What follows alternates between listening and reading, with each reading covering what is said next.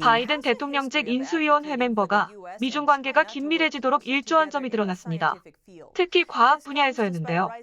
국가안보 문제에 대한 우려가 높아지는 상황에서 이 같은 사실이 확인됐습니다. 보도 자료를 통해 인수위 팀을 발표한 바이든과 해리스, 명단 중에 눈에 띄는 인물이 한 명 있습니다. 바로 말렌 메스핀인데요. 그녀는 미국 과학기술국과 예술 및 인문학 두 분야의 이름을 올렸습니다. 그녀는 오바마 행정부의 국가안보 및 국제문제부서 일원이었습니다. 메스핀은 왜 노벨상이 유전자 편집 분야에서 미중이 협력해야 하는지 보여주는가라는 내용을 더힐에 기고하며 미중 유대 관계를 옹호했습니다. 메스핀은 팬데믹에 대한 비난의 화살을 공산 정권이 아닌 긴장된 양국 관계에 돌렸습니다. 미중이 더 많이 협력해야 한다는 겁니다. 메스핀이 이런 의견을 내놓은 건 이번이 처음이 아닙니다. 국제관계 평론 잡지 포린 어페어스 기고문에서 그녀는 중국 정부가 바이러스 사태를 투명하게 대응했다는 점을 칭찬했습니다. 중국 정권이 바이러스 기원과 확산을 은폐했다는 증거가 만연함에도 불구하고 말입니다. 중국 공산 관료들은 바이러스를 최소 12월 초경 인지했지만 몇 주 동안 정보를 은폐했습니다. 리원양 의사를 포함한 내부 고발자의 입도 막았는데요. 리원양은 이후 바이러스에 감염돼 사망했습니다.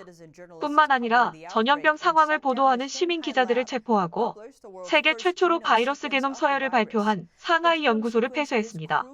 게놈 서열은 바이러스 테스트 키트를 개발하는 데 중요한 역할을 합니다. 메스핀은 양국의 긴장된 관계가 협력의 기회를 무너뜨리고 있다고 말합니다. 그녀는 비정부 차원의 대화를 요구하고 있는데요. 중국 공산당이 군사력과 경제력을 끌어올려 세계적인 수준으로 발돋움하기 위해 반복해서 미국 기술을 훔치려는 상황에서 발생한 겁니다. FBI는 올 8월 중국이 연간 2천억에서 6천억 달러에 달하는 영업비밀, 위조품, 불법 복제 소프트웨어를 갈취한 내용을 자세히 설명하는 보고서를 발표했습니다. 바이든 행정부가 파리 협정, 세계보건기구 및 이란 핵협상에 다시 참여하려는 계획을 언급하면서 다자주의를 수용할 가능성이 높다는 분석이 나오는데요. 중국 관영 언론 환구시보는 지난 화요일 바이든이 유권자들이 원하지 않아도 다자주의를 기꺼이 받아들일 수 있을 거라고 보도했습니다.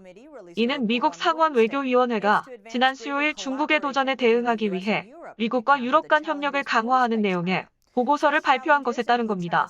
중국의 불공정 무역 관행, 사이버 보안, 허위 정보 및 지정학적 및 기술적 우위 추구가 불공정 행위에 포함되는데요. 위협에 대한 대응으로 싱크탱크와 대학 같은 열린 기관을 보호할 것을 보고서는 권장합니다. 국제기구와 무역 시스템의 무결성을 보호하고 미국과 유럽의 협력을 확대하는 내용도 포함됐습니다. 지금까지 NTD 뉴스였습니다.